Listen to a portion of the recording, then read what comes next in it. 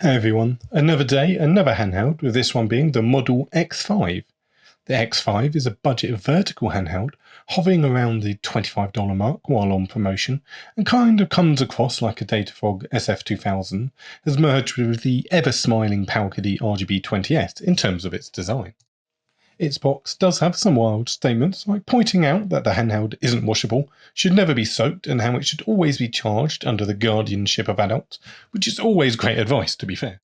In terms of specs, the X5 is allegedly, according to its listings anyway, powered by a Cortex A7, and can play some, but far from all, of the PlayStation catalogue, and will struggle on some of the more intense Super Nintendo and GBA titles too.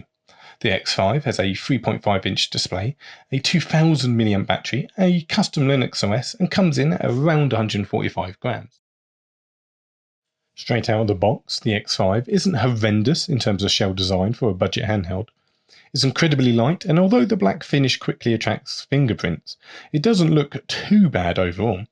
Having the dpad buttons so low and the two shoulder buttons so high does make it a relatively uncomfortable grip if you're trying to reach all the controls though. The top of the handheld is clean, with volume buttons on the left, micro SD card slot on the right, and the power headphone and USB-C port on the underside of the handheld. Overall, it's a basic, if uninspired and slightly uncomfortable, portable design. In terms of controls, we've got a couple of joysticks. These don't click in and are fairly restrictive in terms of travel, but otherwise pretty average. We have two large and very chunky shoulder buttons, which likely show how much faith they have in the X5's PlayStation gameplay capabilities, but they are positioned a little too high in relation to the D-pad and face buttons.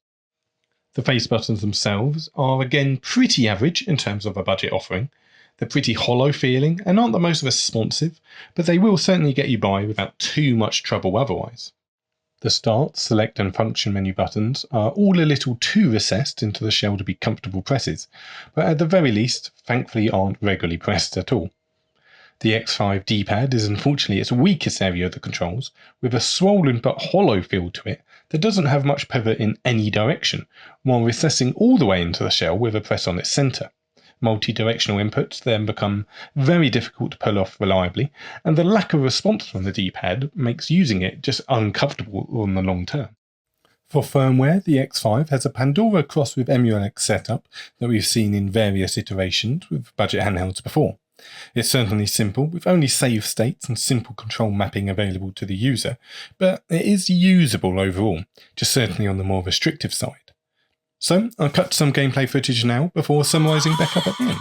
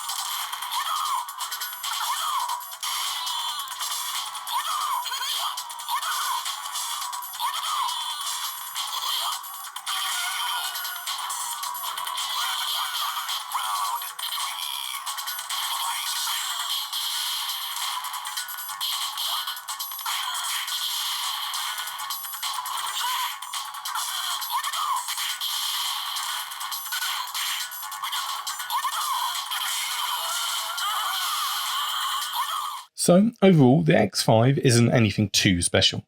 It can be found at bargain prices, and it's always going to be better than a family clone, but its terrible D-pad ultimately stops it from being a firm budget recommendation. That's it for now though. Thanks so much for watching.